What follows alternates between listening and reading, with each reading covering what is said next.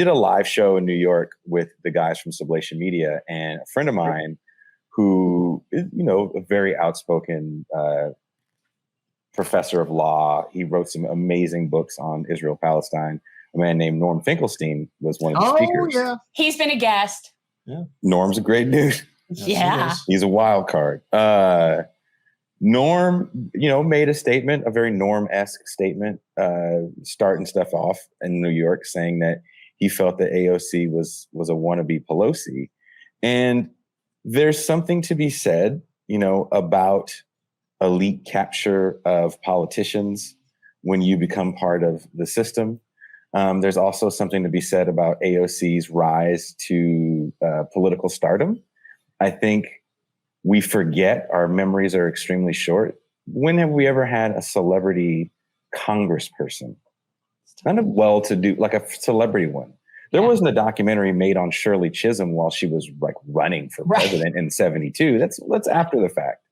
So I think we have to look at AOC kind of in this current milieu. She is the first that I can think of social media political figure.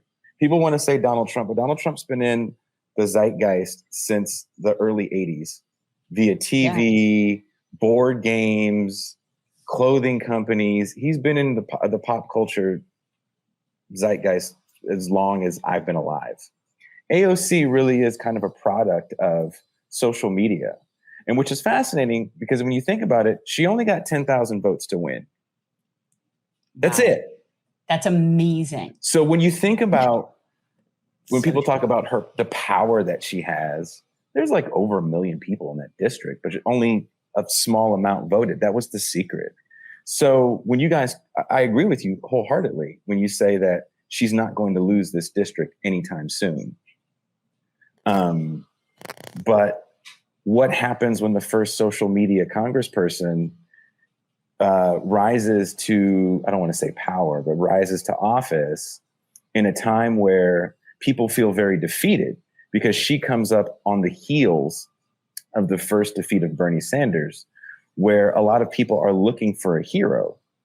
Yeah. And she is a millennial hero for the masses. She's got the great social media presence with the awesome videos, and she got all the $5 donations from everywhere but where she was from, right? And it was fascinating to watch. And there was a lot of hope projected onto that character. But kind of looking at how power works, a lot of the left was divorced from that. Donald Trump creates the squad in an insult. But why do we embrace that? When we think of like progressive members of Congress, no one ever throws Katie Porter in there. I believe she was a freshman. And she's the best. Yeah, we talked about that, right? Like she's the best. So I think what happened with AOC is she's kind of the perfect candidate for this moment. She's great on camera. She's great when there's a congressional hearing and nothing really happens. She knows all the quote unquote left rhetoric to spew. Photographs well. She does. So I know people get mad at her, but it's like, well, what did you want one congressperson to do? Yeah. Number one, and I'm not saying this to like absolve her of anything. It's just there comes this time where we kind of have to reevaluate how we look at power. And there's one theme that Pascal and I have on our show, and that's the 50-year counter-revolution. So if you think about from the moment Nixon gets in office and the Powell memo comes out, there's this plan to destroy New Deal and Great Society legislation. And we're seeing it right now. This war over Roe didn't happen because of Brett Kavanaugh. Right. The Federalist Society has been around a lot longer. So when you think about these levers of power and kind of how divorced we are from understanding how they work, we get attached to personalities. We get attached to Mitch McConnell and AOC. These are just personalities when you think about it. People have a certain level of power and movements have a certain level of power. But again, the detachment comes from, and I wouldn't say we're all guilty of this, but sometimes we all fall prey to this, thinking that action is with the keyboard. I tweet, therefore I am. And so much frustration gets let out in our fire tweets and quote unquote holding people accountable. Yeah. We cannot hold anyone accountable through our vitriol, through a keyboard, right? It takes real movements built with real people to hold anybody accountable for anything. And as long as there's not real people and more fish shaking at the man, it's going to be really hard for any real changes to come, because I'm from the San Francisco Bay Area. We had a very progressive district attorney named Chesa Boudin. I got to meet him when I was working with Shahid Buttar. Chase's a cool dude. Hella like Chesa. Loved what he was trying to do. But you can't do that without an entire left administration. He's trying to redefine the way we look at criminal justice. Yeah. And it's hard to do when the sheriff ain't on your team, the mayor ain't on your team. You got maybe one or two people in city council that's kind of on your team. This is what we need to start looking at. When you look at how the right infiltrates from community organizations, churches, Pop Warner football leagues, school boards. Even where I'm from in the Bay Area, we had a school board recall where quote unquote progressive people were kicked off the school board.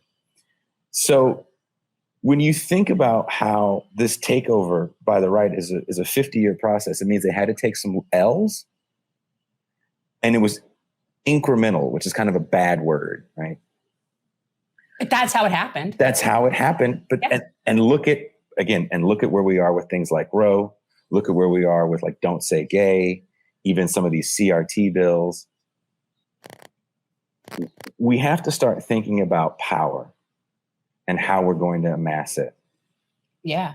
You know, and that's I think where we kind of lose sight, because it's extremely easy.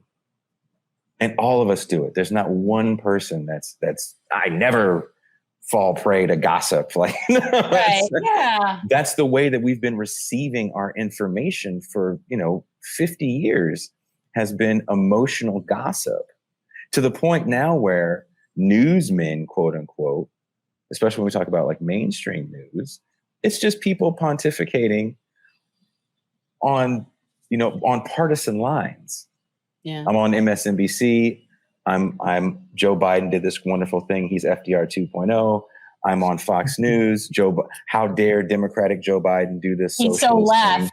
Thing. That's not how it was read years ago. This is what the president said. This is what it is. You made your decision from there. Now people are making your decision for you, and there's an emotional attachment you have to that decision. So watching the news, you might as well be watching pro wrestling or a reality show at this point. Thanks for watching. If you want to support our mission to transform politics into service, please like this video, subscribe, follow us on social media, and consider joining our Patreon, where you'll get early access to our interviews as well as other exclusive content. Links are in the description. Peace out.